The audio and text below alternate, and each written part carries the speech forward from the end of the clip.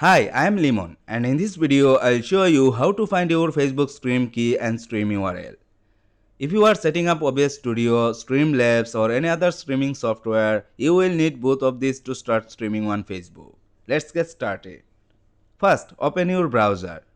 Go to facebook.com. Sign into your Facebook account if you haven't already. Click the live video icon. Alternatively, click What's on your mind.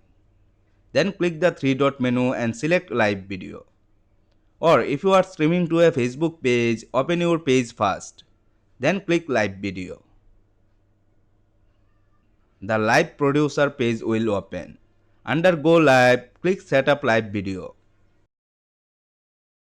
Now make sure streaming software is selected as your video source. Under the stream setup section, you will find your stream key. Click copy to copy it.